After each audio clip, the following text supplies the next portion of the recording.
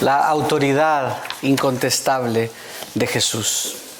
Y hay muchas autoridades en el mundo. Hay personas que se autodefinen como líderes, personas que se dan la autoridad a sí mismos. Y el tema que vamos a estudiar ahora, lo que vemos en Marcos capítulo 11, es lo que estaba pasando ahí. Había un hombre que supuestamente era un carpintero, un hombre que supuestamente no era nadie, un hombre que supuestamente a ojos del mundo no tenía autoridad. Y de repente vemos a Jesús hablando con autoridad, de repente vemos a Jesús llegando al templo y diciendo cosas que nadie había dicho, con la autoridad que nadie había tenido. Y vemos a Jesús limpiando el templo de los mercaderes. En Malaquías capítulo 3, versículos 1 al 6, dice: miren, yo envío a mi mensajero y él preparará el camino delante de mí. Se había dicho en el Antiguo Testamento que Juan el Bautista había sido anunciado, había venido de parte de Dios, y porque venía de parte de Dios, ahí yacía su autoridad. Y continúa diciendo en Malaquías siempre, versículo 1, segunda parte: y vendrá de repente a su templo el Señor a quienes ustedes buscan. ¿Sí se dan cuenta que está diciendo en el Antiguo Testamento lo que pasaría? Vendrá al templo el Señor a quien ustedes buscan, el mensajero del pacto en quienes ustedes se complacen. Ya viene, dice el Señor de los ejércitos. Jesús, el Mesías, el Hijo de Dios, había venido, se había acercado al templo. Aquel a quien esperaban, como dice el texto, aquel a quien buscaban, había venido. Se había acercado al templo. Estaba entre ellos. Y lo que estaba pasando es que no había encontrado fe en el judaísmo. Continúa diciendo versículo 2: pero ¿quién podrá soportar el día de su venida? ¿Y quién podrá mantenerse en pie cuando Él aparezca? Porque Él es como fuego de fundidor y como jabón de lavanderos. Y Él se sentará como fundidor y purificador de plata. Y purificará a los hijos de Leví, y los acrisolará como a oro y como a plata. Y serán los que presenten ofrendas en justicia al Señor.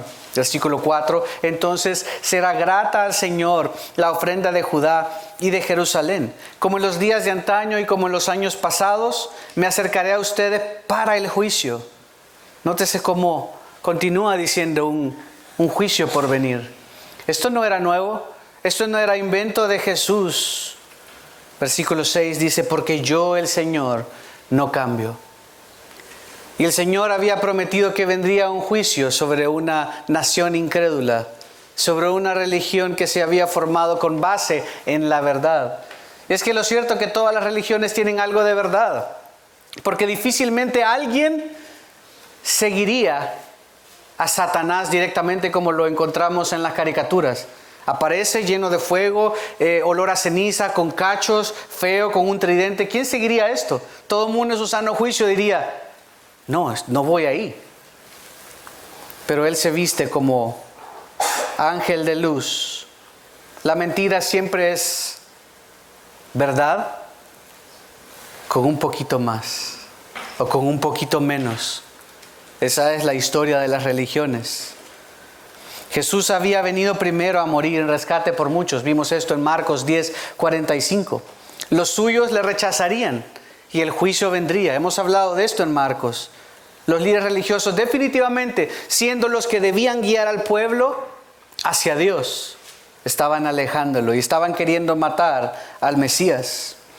Aunque Jesús había limpiado el templo apuntando a lo que estaba haciendo en la esfera espiritual, aunque había profetizado lo que pasaría en el templo a través del ejemplo viviente de la higuera como los profetas del Antiguo Testamento, el juicio real vendría después.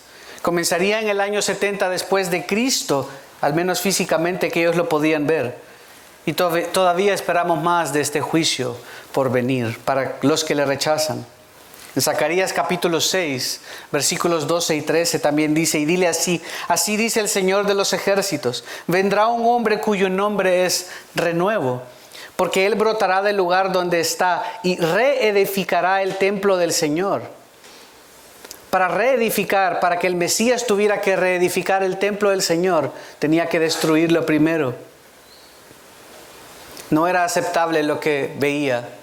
Sus obras eran como trapos de inmundicia.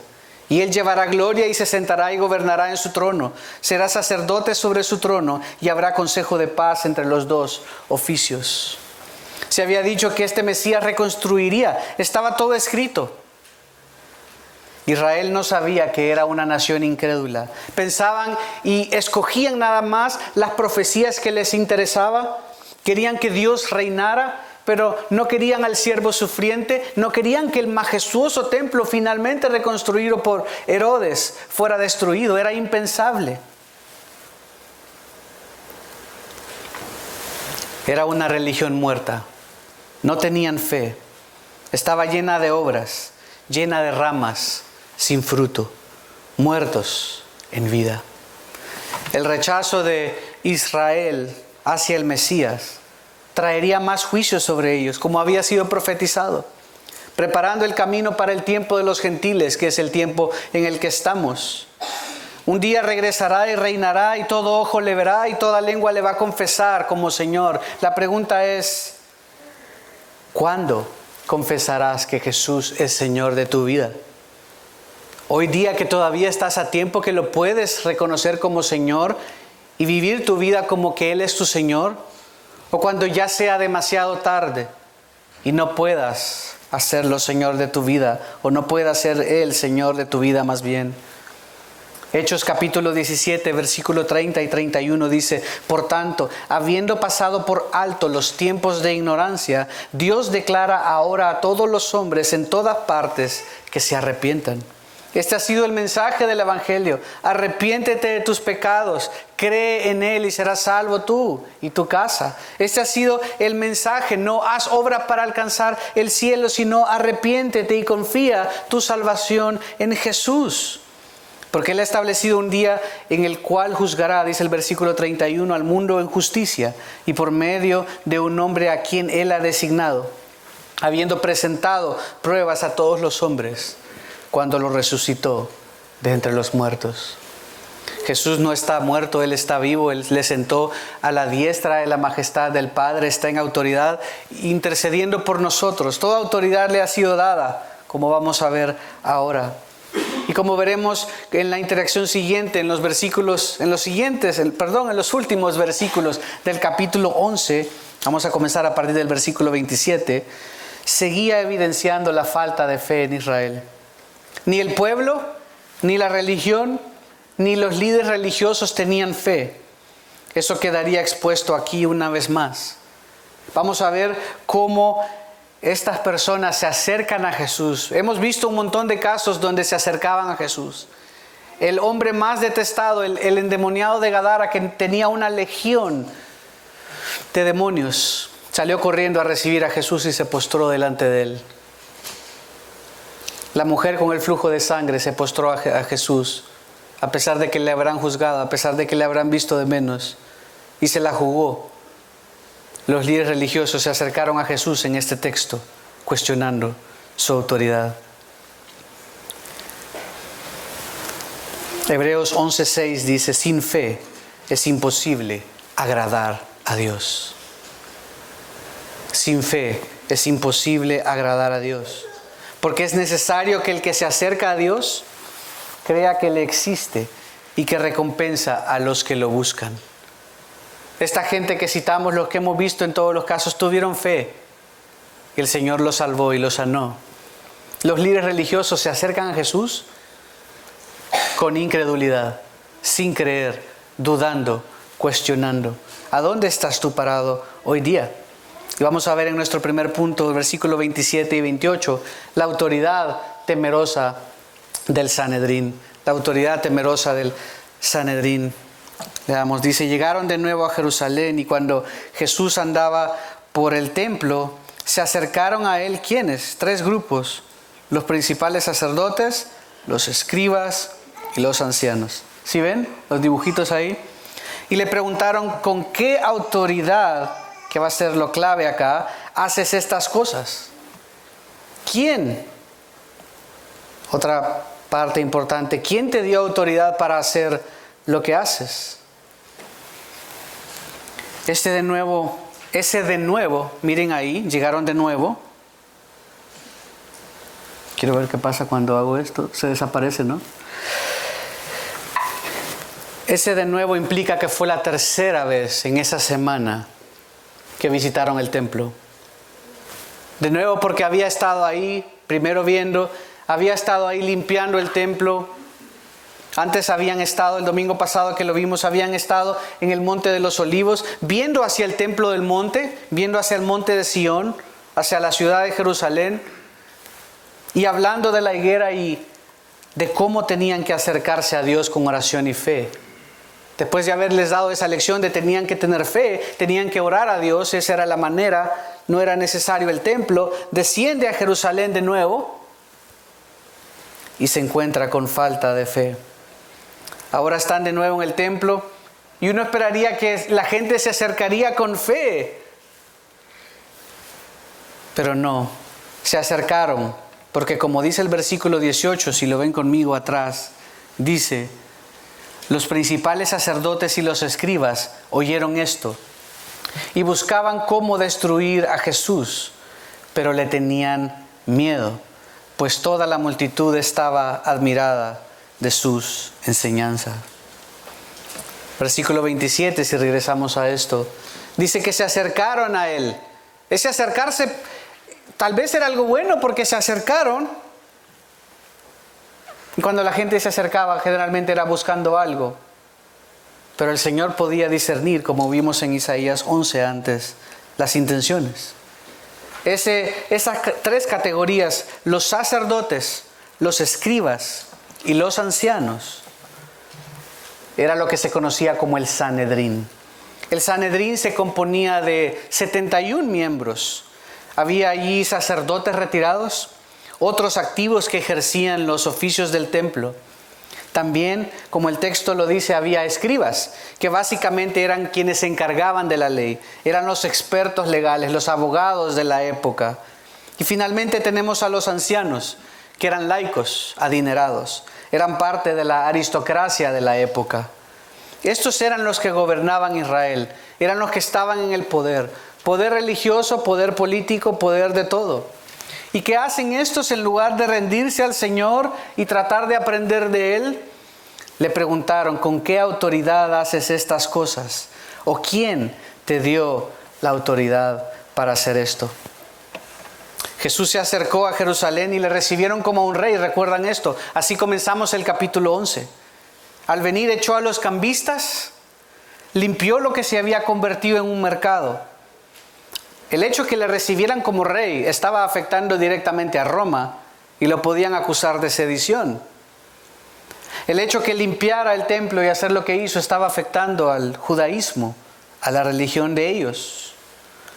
Pero si la autoridad era el Sanedrín, por tradición, de repente está un hombre que no es parte de esos 71, que no son parte de los ungidos, de los elegidos,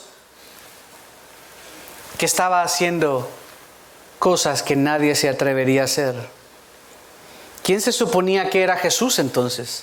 ¿Quién le daba el derecho de venir y alborotar todo, moviendo e inquietando a la gente y afectándoles el negociazo que esto era?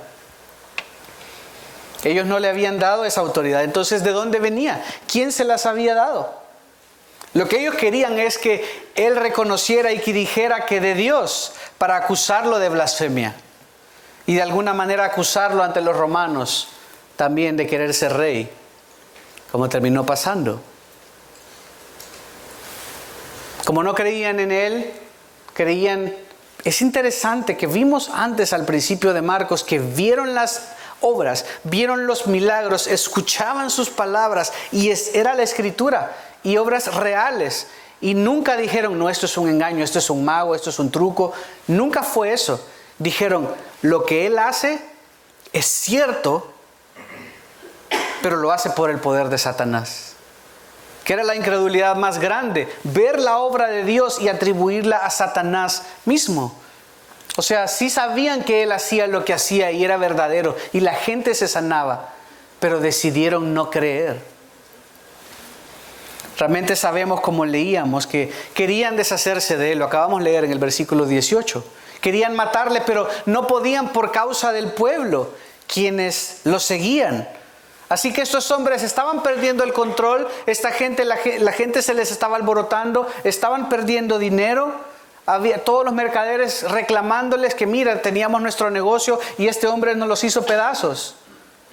La gente ya no quiere venir a sacrificar corderos, ya no quiere venir a dejar su ofrenda porque ahora están siguiendo a este Jesús, que no les pide dinero sino que les alimenta. Ellos sabían que solo un heredero legítimo de David tenía autoridad para hacer lo que Jesús hacía. Ellos sabían. Pero vieron todo, vieron toda la evidencia, conocían el Antiguo Testamento y decidieron no creer. No tuvieron fe. Segunda de Samuel capítulo 7 versículos 12 al 14 dice: cuando tus días se cumplan, esa es una promesa de David, y reposes con tus padres, levantaré a tu descendiente después de ti, el cual saldrá de tus entrañas y estableceré su reino. Él edificará casa a mi nombre. Yo estableceré el trono de su reino para siempre, y yo seré padre para él, y él será hijo para mí. Cuando cometa iniquidad lo castigaré con vara de hombres y con azote de hijos de hombres.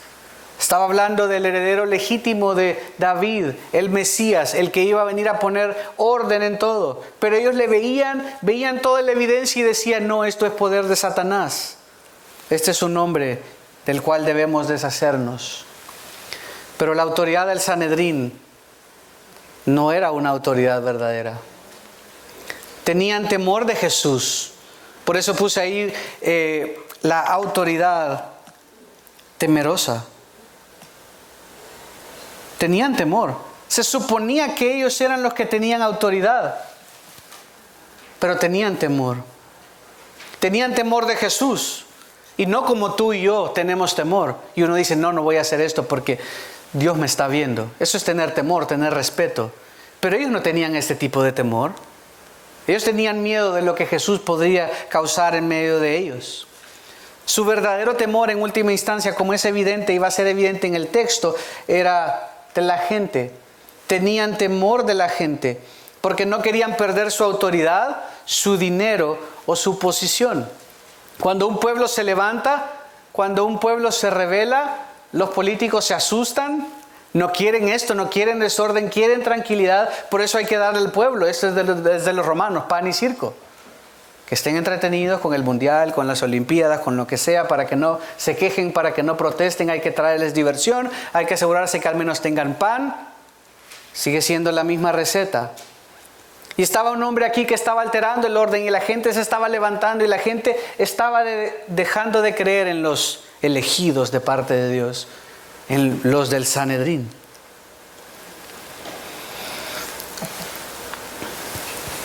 No tienes autoridad si estás lleno de temor. Yo en mí mismo, Josué, yo no tengo autoridad. Mi seguridad y mi confianza al decirles lo que digo y al no tener miedo de quedar mal o bien con ustedes, es porque mi autoridad viene de lo que la palabra de Dios dice. Yo no tengo autoridad por mí mismo. Esa autoridad delegada, únicamente lo que hago es tomar la palabra de Dios y explicar lo que Dios quiere para nosotros. De nuevo, por eso vamos versículo a versículo tratando de desenvolver lo que Dios ha hablado. Y no aleatorio, porque entonces el pastor puede manipular y usar un versículo para hablarle a Miguel, y para hablarle a José, y para hablarle a Catherine. Pero no, el que toca es el siguiente. Pero cuando tú tienes miedo es porque realmente no tienes autoridad. Y el Sanedrín no tenía autoridad. Tenían miedo. Nadie quiere un líder debilucho. Y Jesús los estaba haciendo ver mal, en verdad. Nadie puede seguir a alguien que está atemorizado de todo. Temían a Jesús y no sabían cómo quitárselo de encima. Lo que decía hacía sentido. Todo pegaba con el Antiguo Testamento, pero no creían.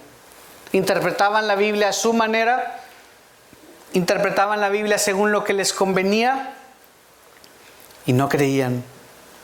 De nuevo, versículo 18 dice que el Sanedrín, los principales sacerdotes, los escribas y los ancianos, como se nos dice después, buscaban cómo destruir a Jesús. Pero ¿no se suponía que estos eran hombres de Dios? ¿No se suponía que el Sanedrín era un grupo elegido de Dios para representar al pueblo? ¿Cómo así que van a matar a una persona que se opone? Estos no debieron haberlo estado haciendo. Si era un blasfemo en verdad, si alguien estaba pretendiendo ser Dios, había regulaciones al respecto en la ley. Pero aquí hay dos cosas. O alguien es blasfemo o dice la verdad. La gente creía que Jesús era el Cristo.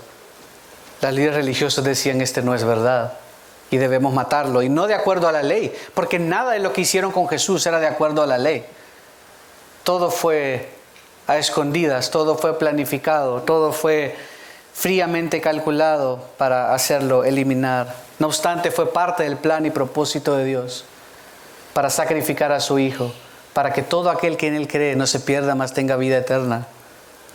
Jesús estaba en control todo el tiempo. Sabía que a esto había venido, pero todavía no era el tiempo. Jesús no se las podía regalar todavía. Su verdadero temor era perderlo todo. El Sanedrín temía a la multitud. Por eso hacen una pregunta, como con miedo. ¿Qué preguntaron? ¿Con qué autoridad? ¿Con qué autoridad haces estas cosas? En lugar de acusarlo directamente, van y le hacen una pregunta a Jesús. ¿Quién te dio la autoridad para hacer esto? No le regañan a pesar de que hizo lo que nadie había hecho.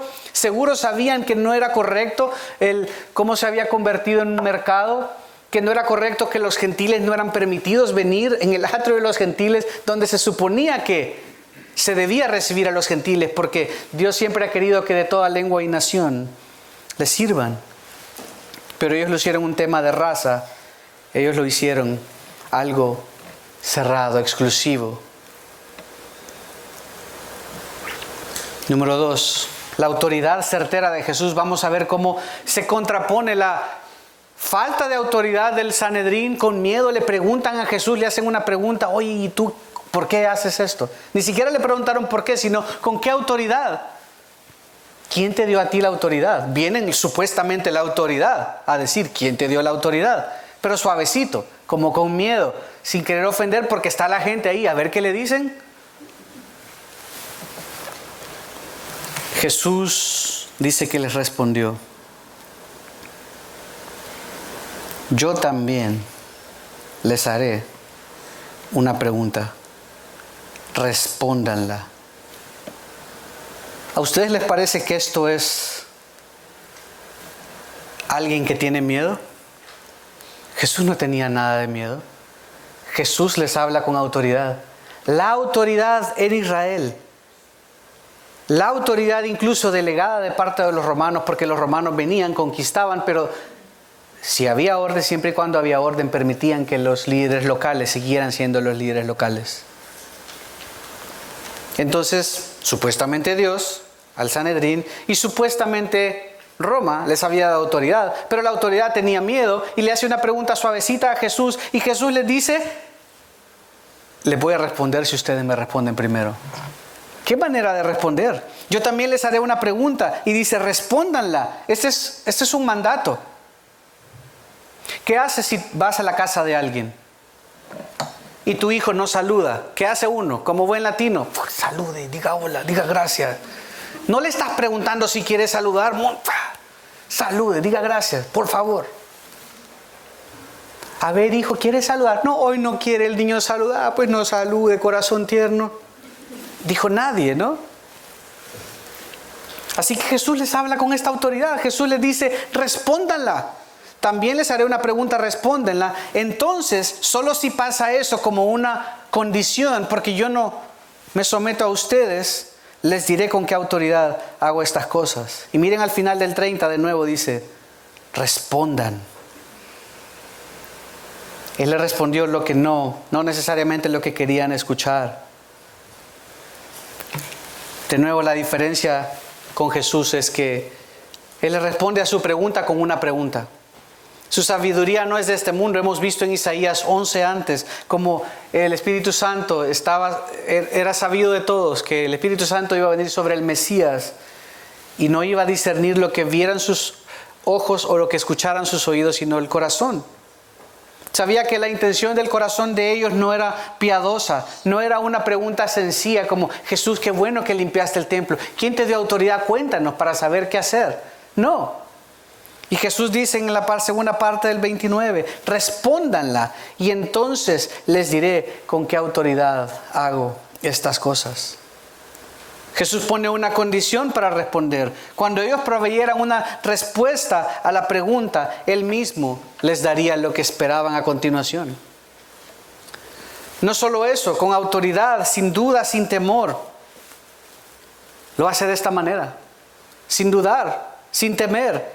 Solo lo podría hacer alguien que sabe que no debe ni teme nada, como solo Dios lo puede hacer, como solo Jesús lo podía hacer. Miren, segunda parte del 29, respóndanla y entonces les diré con qué autoridad hago estas cosas. Luego les dice la pregunta: ¿el bautismo de Juan era del cielo o de los hombres?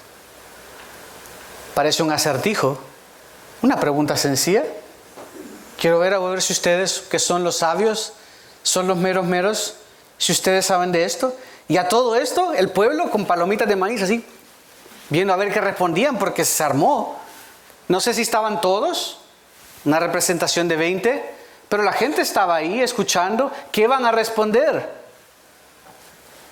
Ese respondan, de nuevo, tiene forma de imperativo, es un mandato. No les está preguntando si quieren responder. Les está diciendo: denme una respuesta y yo les responderé. Porque Jesús sí tenía autoridad de parte de Dios, que ellos no tenían autoridad en cómo Él se conducía. Los escribas, por más que tenían autoridad, porque sabían y habían leído y habían estudiado teología y todo lo que quieran, nadie hablaba por su cuenta y nadie decía: pero yo les digo. Todos decían como dijo el rabino tal, como dijo el rabino que existió en el tal y como piensa el rabino tal. Y todo el mundo nada más edificaba sobre lo que ya había sido edificado. Jesús continuamente decía: pero yo les digo. Aparte, los líderes religiosos no tenían una vida moral. Exigían de la gente muchas cosas que ellos mismos no estaban dispuestos a hacer. Así que Jesús tenía autoridad para decirles. En Juan 12, versículo 49, Juan 12, 49, Jesús dijo: porque yo no he hablado por mi propia cuenta, sino que el Padre mismo me ha enviado y me ha dado mandamiento lo que he de decir y lo que he de hablar. Jesús ahí dijo lo que ellos hubieran querido que les dijera en ese momento para aprenderlo y apedrearlo tal vez en ese momento, pero no se los dijo ahí. Jesús no escondía que venía del Padre. En el bautismo, ¿se acuerdan? Se escuchó una voz del cielo que dijo: este es mi Hijo amado, en quien me complazco, en quien tengo complacencia. En la transfiguración, de nuevo, se escuchó una voz del cielo que dice: este es mi Hijo amado, a Él oíd, a Él escuchad. Pero no les daría lo que querían porque Jesús discernía sus intenciones. No se había llegado la hora todavía, ya casi, pero faltaba poco, todavía no era. Así que Jesús, con autoridad, con conocimiento, con certeza y confianza, los pone en aprietos con una pregunta sencilla. Y la gente, todos escuchando, la gente tenía claro: Juan, ¿y qué van a decir esta gente si a Juan lo amamos? Juan para ellos era un hombre enviado por Dios y era ahora un mártir porque Herodes le había matado. Así que los puso todavía en más aprietos porque, como vamos a ver en el siguiente punto, lo que responderían, cualquier cosa que respondieran, iban a quedar mal. Y esto era bochornoso para el Sanedrín. Jesús los había puesto en jaque mate. Como un carpintero les estaba dando cátedra, hablando con sabiduría y exponiendo su ignorancia, su falta de fe y su autoridad muy por debajo de la suya. El tercer punto, el temor hipócrita del Sanedrín. Era un temor hipócrita porque temían al pueblo, eran hipócritas porque responden de una manera que no era cierta. Versículo 31, y ellos discutían entre sí diciendo: si decimos del cielo, O sea, si Juan venía del cielo, si lo que Juan decía era de Dios, porque decir del cielo era una manera de decir de parte de Dios, él dirá entonces ¿por qué no le creyeron? Entonces veamos la segunda opción. Pero si decimos de los hombres, la gente se les hubiera venido encima. ¿Por qué? Marcos nos ayuda a entender, temían a la multitud.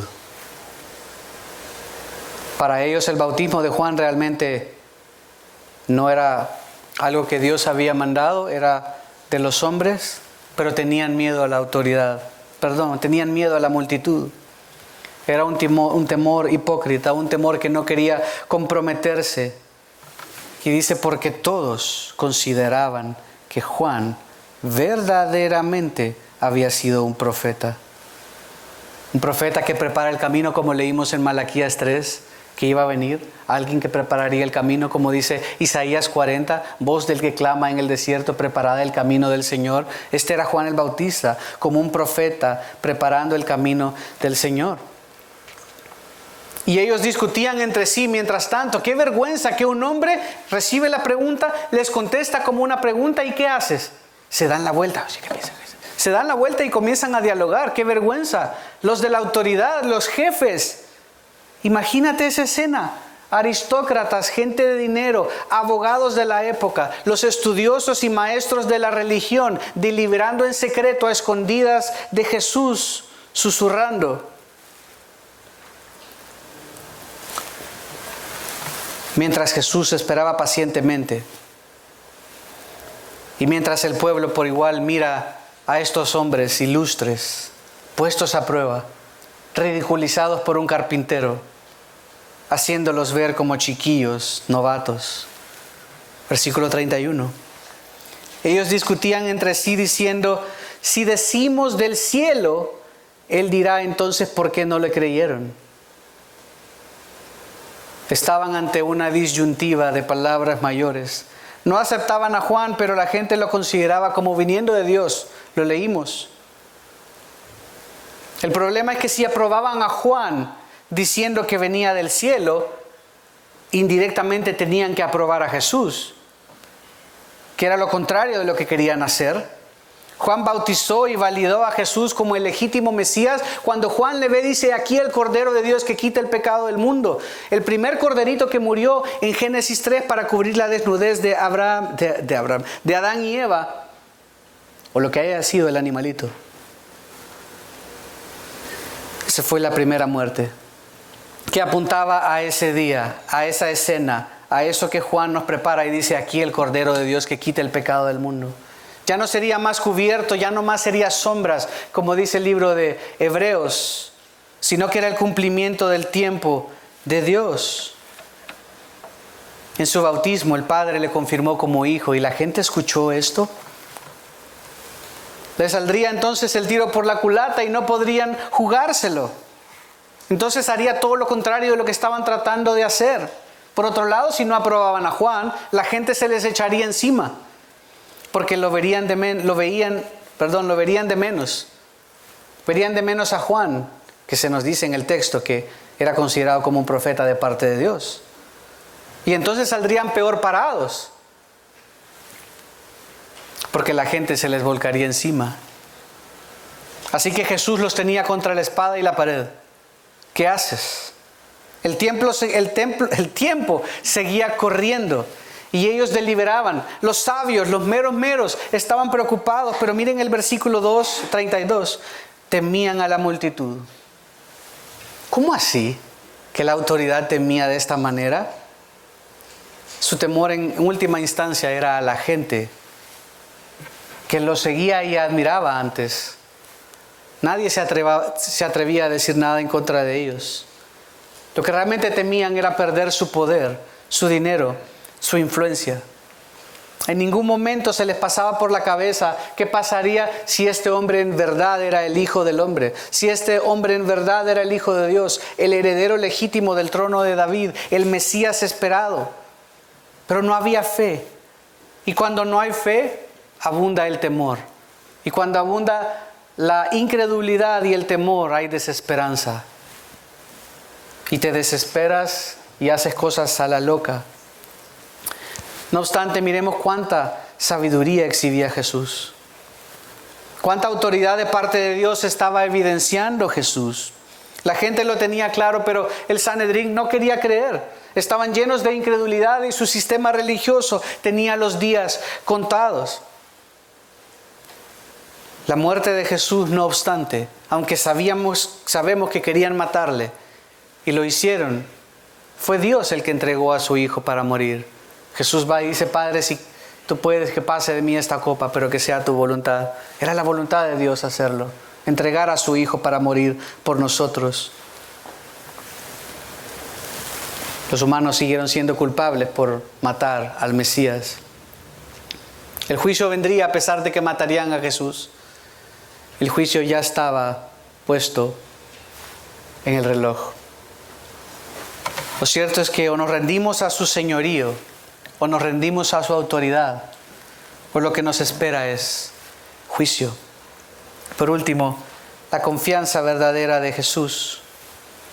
Versículo 31, y ellos discutían entre sí diciendo: si decimos del cielo, Él dirá, entonces ¿por qué no le creyeron?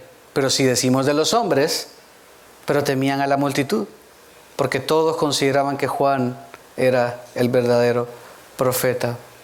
Uy, creo que no puse ahí lo copié otra vez. Bueno, hagan caso omiso.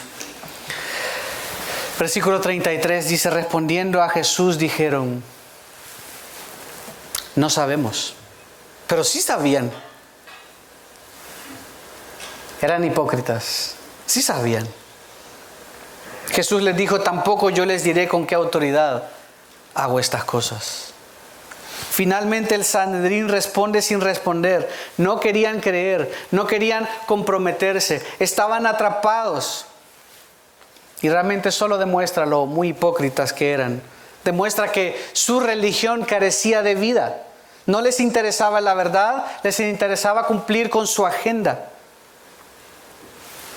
¿Estás seguro que lo que sabes y lo que vives es de acuerdo a la Escritura? A veces estamos tan clavados con presuposiciones que no nos dejan ver la evidencia que vemos en la palabra de Dios. Y debe interesarnos la verdad. La verdad está en Jesús y la palabra que Él ha revelado hacia nosotros. Él es el camino, la verdad y la vida. La religión, los hombres solemos agregar para sentirnos mejor, para evitar transgredir algo que Dios ha dicho. Ejemplo sencillo que vimos en el capítulo 8 cuando estaban en el mercado. No estaba esto en la ley, que después de ir al mercado se tenían que lavar las manos antes de comer.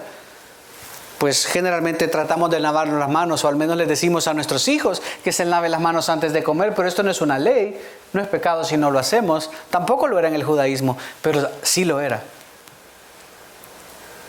Porque para evitar que alguien, tal vez, a lo mejor, por si acaso, se había contaminado con un gentil, tenía que lavarse las manos.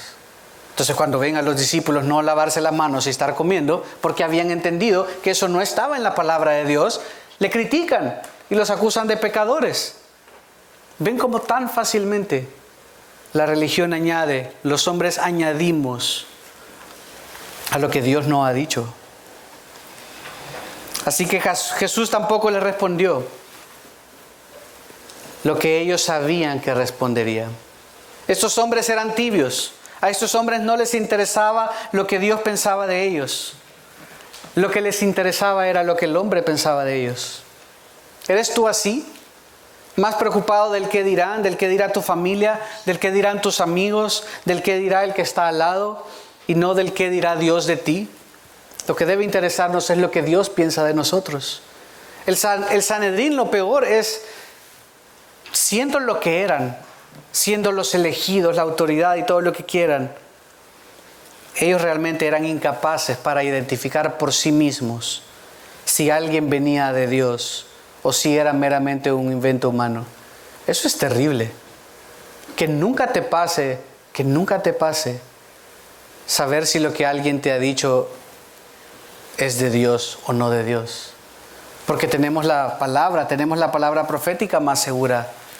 Debes conocer tu palabra para no caer en el error y no ser fácilmente engañado, porque fácilmente alguien te puede decir, yo siento que Dios dice esto, y Dios quiere que hagas esto, y que te hagas esto, y que no te hagas esto. Y lo creemos por ignorancia. Pero Dios no quiere que seamos ignorantes en cuanto a las cosas que Él ha revelado en su palabra. Nosotros con Biblia en mano deberíamos saber distinguir lo que es de Dios y lo que es del diablo. Por eso queremos conocerla, la Biblia, estudiarla, cantarla, memorizarla y aprenderla. Realmente las palabras de Apocalipsis 3:16 a una de las iglesias aplica al Sanedrín aquí mismo. Dice así: puesto que eres tibio y no frío ni caliente, te vomitaré de mi boca. Ellos eran una buena descripción de tibios. Tibios. No querían comprometerse, no querían problemas. Y el Señor traería juicio sobre el judaísmo y sobre ellos. El mayor problema del ser humano, hermanos, amigos, no es social, no es político, no es de justicia, no es de un trauma, no es de reconciliación ni de perdón con otro ser humano. Tampoco es acerca de la libertad o no. Ni tampoco lo es de buscar una verdadera dignidad. El mayor problema del ser humano es que es culpable delante de un Dios santo. Esto es nuestro gran problema. ¿Qué hacemos entonces con nuestra culpa? ¿Hacemos buenas obras hasta que paguemos lo que debemos? ¿Intentamos hacer lo mejor que podamos?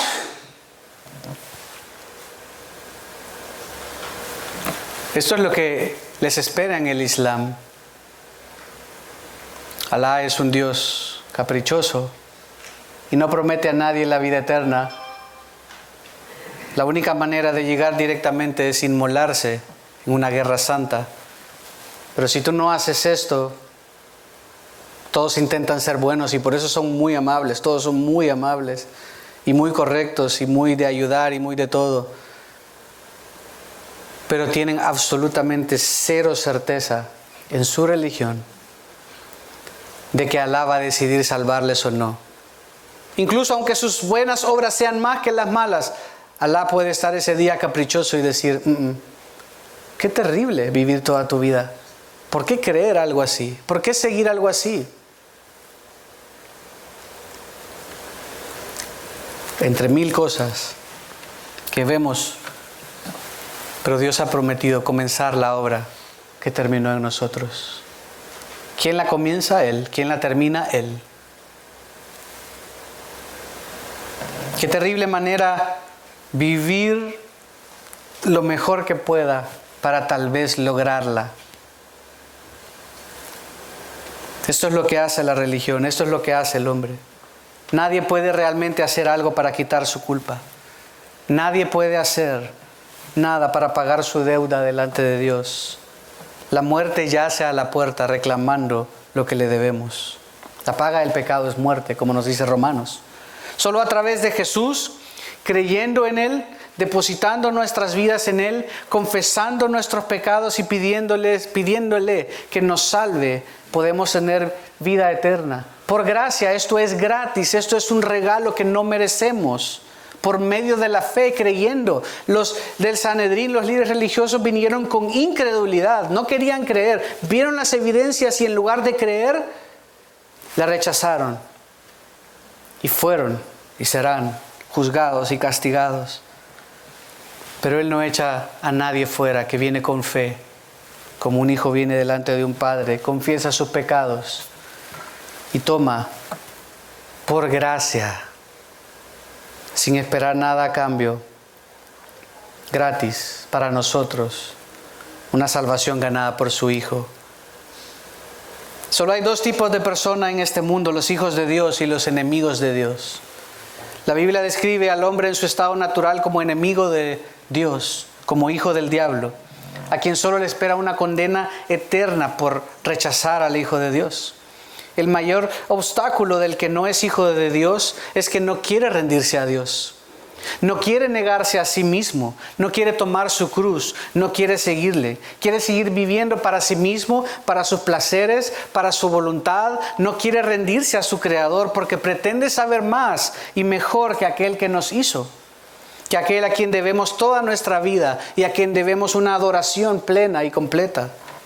Si este eres tú, las cosas no pintan bien para ti. No pintan bien para tu vida en este mundo y mucho menos en el porvenir, en la eternidad.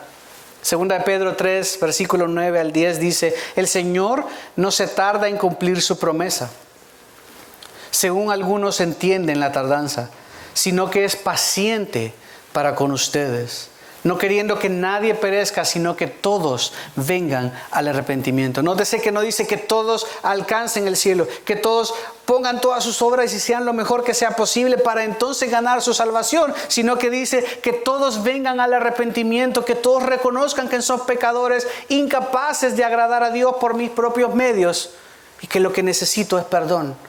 Que lo que necesito es que mi culpa sea quitada, que lo que necesito es que una justicia que no es mía sea puesta a mi favor. Versículo 10. Pero el día del Señor vendrá como ladrón, en el cual los cielos pasarán con gran estruendo, y los elementos serán destruidos con fuego intenso, y la tierra y las obras que hay en ella serán quemadas. El juicio está por venir. El Señor retarda su venida para que más puedan creer, para que más puedan someterse a su autoridad. ¿Quién es tu autoridad? Si examinas tu vida, ¿quién es tu autoridad? Aparte de tu jefe y cosas así, en tu vida propia, en lo que haces, en lo que piensas. ¿Quién es tu autoridad? ¿A quién sigues? ¿A quién te rindes? ¿Quién gobierna tu vida? Te animo a reconocer hoy mismo que Jesús es el Hijo de Dios, a quien se le ha dado toda autoridad y ante quien debemos rendirnos y seguirle. El que le sigue tiene vida eterna. El que confiesa su pecado tiene perdón. El que le ama, le obedece. El que se aferra a él para salvación es librado de la culpa y declarado justo. El que se somete a la autoridad del Salvador del mundo ya no vive para sí mismo. El que busca a Dios lo encuentra, lo adora y le sirve. Jesús dijo, después de resucitar, toda autoridad me ha sido dada en el cielo y la tierra. Mateo 28. ¿Estás dudando tú de la autoridad de Jesús? Eres como los líderes religiosos que ves toda la evidencia y dices, suena bien, pero no es el Hijo de Dios. Como leímos, el Padre le ha dado toda autoridad. Él es el Mesías, el Hijo eterno de Dios, a quien debemos obedecer y seguir. Puede ser que veas toda la evidencia y dices, más tarde. Pero si Él es Dios, si Él es Señor, debemos rendirle a Él nuestra vida y seguirle. Si no le sigues a Él y te sometes a su voluntad para tu vida, lo cierto es que estás en contra de Él. ¿Acaso te has estado resistiendo a su voluntad? ¿Pensando que sabes mejor? Sabes lo que Dios quiere para ti, pero te haces el loco. Si tu vida no está rendida a la autoridad de Jesús, esto quiere decir que realmente no confiesas a Jesús como el Cristo. Quiere decir que no crees de manera salvífica. Él debe ser nuestro Salvador, nuestro Maestro y nuestro Señor. No hay lugar para medias tintas. Les invito a ponerse en pie. Vamos a terminar cantando y orando.